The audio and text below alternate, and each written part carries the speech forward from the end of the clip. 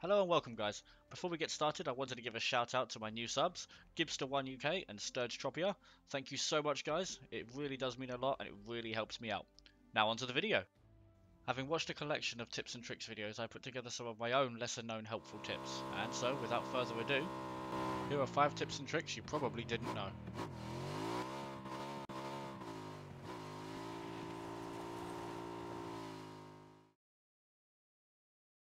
Tip 1. Weapon slots. In PUBG you have 3 weapon slots, but we'll ignore the pistol for now. We'll focus on these 2 slots, A and B. They look pretty similar, except one is above the other, but they have a hidden attribute each. Let's look at this clip. Notice I have a Kar 98K in A and a UMP in B. Notice the difference when equipping each weapon. The weapon in slot A will be pulled over the shoulder, whereas the weapon in slot B is pulled from the hip. This might not seem like it means much, but it can give your enemy valuable information about your weapons, your location, stuff you really don't want them knowing. I've always preferred my main weapon to be a sniper rifle or DMR for example. This goes in slot B, but I also prefer it to be on my 1 button, so I have these settings switched in PUBG, as shown here. This way my backup weapon, an SMG or assault rifle, is bound to 2, but in slot A. This means that the sniper rifle is pulled from the hip, while the SMG, or AR, is pulled from the shoulder. The sniper, being the longer of the 2 weapons, would give away position easier if pulled over the shoulder. See the difference it makes in these examples.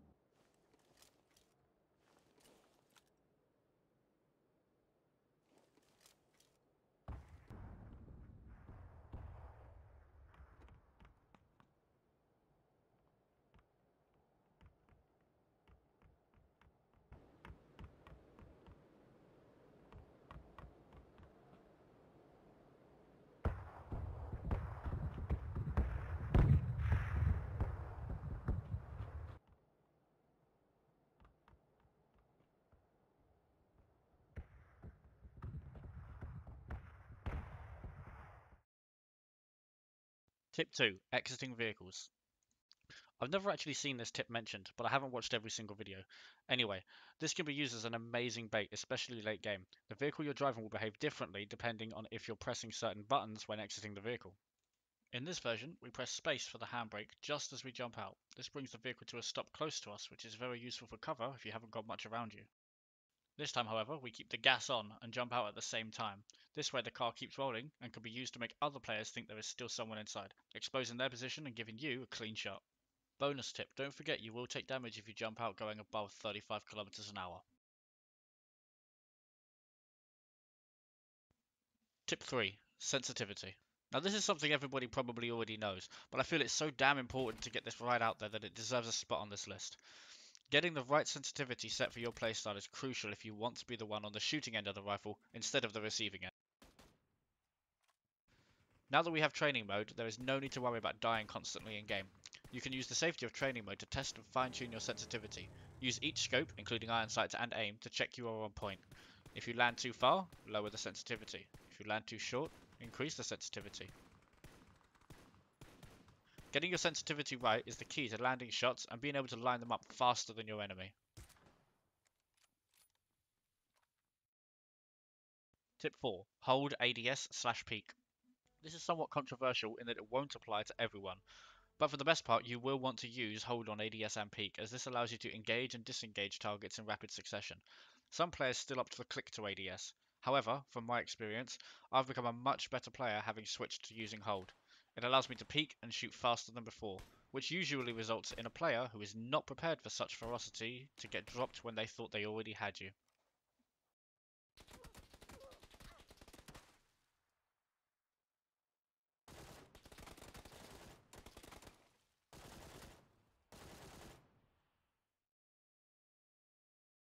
Tip number 5.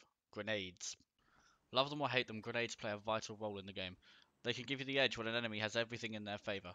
Knowing how to throw a grenade and how it's going to react with the environment is key if you want to be able to utilise them fully in your games. Understanding their mechanics and bounce is going to take some practice, so I advise you hop into training mode and play about with them. But There is a little trick for throwing grenades farther than you might not know about. Grenades take on the momentum when they are thrown, so if thrown from a car, they will go farther. But when you're out of a car, you can still get a little extra distance. When you jump, there are key points in the jump that affect the grenade. Knowing when to jump to maximize the distance can give you the edge, especially in a grenade war, and leave you as the victor. This is well worth mastering. The key point is to jump a fraction of a second before your hand is about to release the grenade. This means that you release the grenade not at the peak of your jump, but a very small amount before you reach the peak, so your momentum is still going upwards from the jump, and this carries through the grenade and forces it to be thrown a greater distance. Don't forget about learning exactly how to cook grenades. This can leave your opponent with no room to move and land a grenade right underneath or on top of them for a surprise and instant kill. Overall, grenades can get you out of some really tight spots. They can save you from ever having to expose yourself, which will save your health, armor, and ammo. They can clear part of the final circle when you want to have as few vulnerable angles as possible. But most of all, being able to kill an enemy who couldn't escape an awesome grenade throw is a truly satisfying kill.